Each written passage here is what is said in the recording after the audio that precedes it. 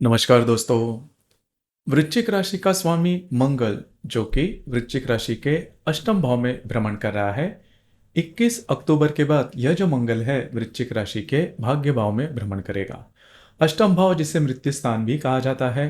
उसी प्रकार गुरु जो कि सबसे महत्वपूर्ण ग्रह है जो कि सप्तम भाव में 9 अक्टूबर के बाद वक्री होने जा रहा है।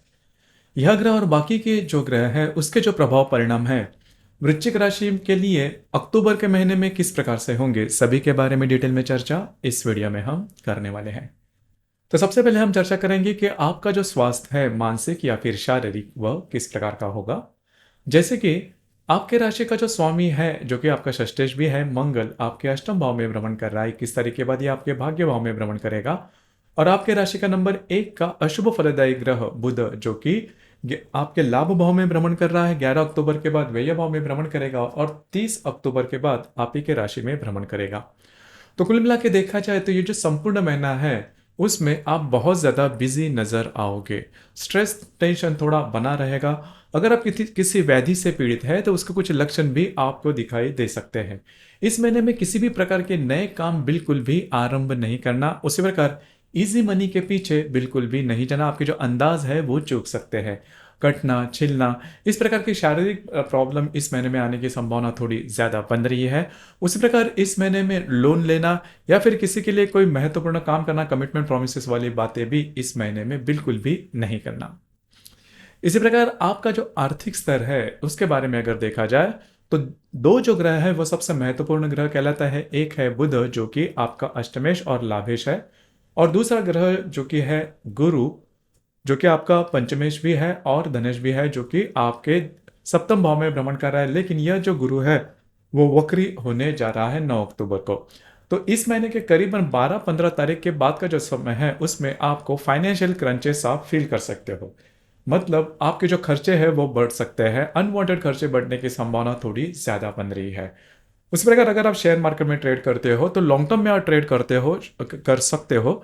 लेकिन शॉर्ट टर्म में अगर आप कोई ट्रेड करते हो तो उसमें आपको नुकसान होने की संभावना थोड़ी ज्यादा बन रही है। तो इन चीजों पर थोड़ा सा ध्यान देना आवश्यक है। उसी प्रकार घर का जो सुख है या फिर फैमिली हैप्पीनेस जो है इसके बारे में कहा जाए तो आपके राशि का जो चतुर्थेश है शनि जो कि आपके चतुर्थ भाव में ही भ्रमण कर रहा है लेकिन वो वक्री है। तो घर का जो वातावरण होगा वो ठीक नहीं रहेगा। खास करके आपके घर के जो बड़े बुजुर्ग रहेंगे उनके स्वास्थ्य के बारे में ध्यान देना आवश्यक होगा। खास करके इस महीने के अंत में मतलब करीबन 22-23 तारीख के बाद का जो समय है उसमें जो प्रॉब्लम है घर के लेवल पर वो थोड़े बढ़ सकते हैं। आपको थोड़ा सोच समझकर काम करना होगा।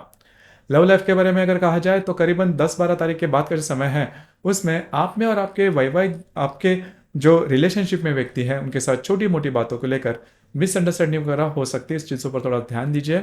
उसी प्रकार जो गर्भवती महिला है उन्होंने भी खुद के स्वास्थ्य के मामले में थोड़ा ध्यान देना आवश्यक होगा। जो विद्यार्थी वर्ग है उनके लिए जो महीना है वो सामान्य रहेगा। उनके लिए कोई बड़ी प्रॉब्लम या फिर दिक्कत वाली बात नहीं है।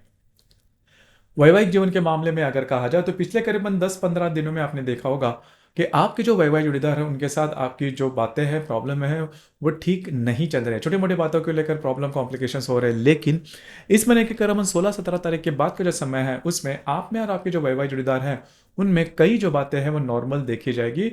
अगर आप कंपेयर करते हो, तुलना करते हो सितंबर महीने से, तो यह जो महीना है मतलब अक्टूबर के महीने के करीबन 16-17 तारीख के बाद का जो समय है वो आपके लिए ठीक समझा जाएगा।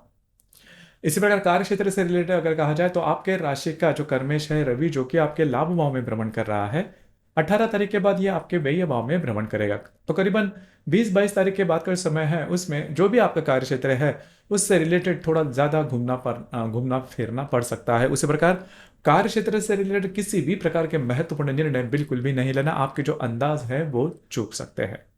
तो कुल मिला के देखा जाए तो ये जो महीना है आपके स्वास्थ्य के लिए और आपके फाइनेंस है आर्थिक स्तर पर अगर देखा जाए तो ज़्यादा ठीक नहीं रहेगा। आपको इन चीज़ों पर थोड़ा सा ध्यान देना आवश्यक है। उसी प्रकार ग्रह योगों के बारे में अगर कहा जाए तो दिनांक 4 तारीख को शनि और शुक्र का त्रिकोण योग होने जा रहा है। शनि जो कि वक्री आपके चतुर्थ भाव में भ्रमण कर रहा है उसके साथ जो शुक्र आपके व्यय भाव में भ्रमण कर रहा है, दोनों का त्रिकोण योग होने जा रहा है। आपके जो वैवाहिक जोड़ीदार है उनके साथ आपकी हारमोनी काफी अच्छे देखे जाएंगे। उनके साथ कहीं बाहर घूमना फिरना हो सकता है। उसी प्रकार 8 तारीख जो है वो शुभ फलदायी होगी। खास करके 8 तारीख को आपके सप्तम भाव में भ्रमण करने वाला गुरु आपके लाभ भाव में भ्रमण करने वाले बुध से त्रिकोण योग करने जा रहा है। उसी प्रकार मंगल और शुक्र का जो त्रिकोण योग है वह भी आपके अष्टम और व्यय भाव में होने जा रहा है। तो 8 तारीख के इर्द गिर्द आपको कुछ अच्छे लाभ वगैरह मिलने की संभावना बहुत ही अच्छी बन रही है, अनपेक्षित लाभ मिल सकते हैं। उसी प्रकार जो व्यक्ति विवाह करना चाहते हैं उनके लिए भी जो समय है वो बहुत ही ज्यादा शुभ फलदायी साबित होगा। उसी प्रकार फाइनेंस से रिलेटेड कुछ महत्वपूर्ण इन्वेस्टमेंट आपकी होने की संभावना काफी अच्छी बन रही है। आपके जो वैवाहिक जोड़ीदार है उनके साथ कहीं बाहर घूमना फिरना हो सकता है। दिनांक 14 तारीख को मंगल और रवि का केंद्र योग होने जा रहा है। मंगल जो कि आपके अष्टम भाव में भ्रमण कर रहा है, उसके साथ आपके लाभ भाव का जो रवि है वह दृष्टि अधिष्ठित केंद्र योग करने जा रहा है। खास करके आपका जो भी करियर है या फिर आपका आपका जो भी करियर है उससे रिलेटेड छोटी मोटी घटनाएं हो सकती है। उसी प्रकार आपके जो मित्र परिवार है उनके साथ भी छोटी मोटी बातों को लेकर तकरार होने की संभावना इन दिनों में थोड़ी ज्यादा बन रही है। अगर आप विवाहित हो तो आपके जो वैवाहिक जोड़ीदार है उनके साथ जो प्रॉब्लम कॉम्प्लिकेशंस है वो इन दिनों में ज्यादा बढ़ सकती है। ध्यान रखिए, वैवाहिक जोड़ीदार है उनके साथ जो प्रॉब्लम थोड़े से एक्सट्रीम पर भी जा सकती है। इसी प्रकार दिनांक 15 तारीख को नेपच्यून और शुक्र का त्रिकोण योग होने जा रहा है। नेपच्यून जो कि आपके पंचम भाव में भ्रमण कर रहा है, जो शुक्र आपके राशि में भ्रमण करेगा, दोनों का त्रिकोण योग होने जा रहा है। बहुत ही अच्छा और शुभ फलदायी यह योग है। खास करके अगर आप शेयर मार्केट में ट्रेड करते हो तो कुछ अच्छे लाभ मिल सकते हैं। अगर आप किसी के रिलेशनशिप में हो या फिर नई रिलेशनशिप बनाना चाहते हो तो भी यह 15 जो तारीख है वो आपके लिए बहुत ही ज्यादा शुभ फलदायी साबित होगी।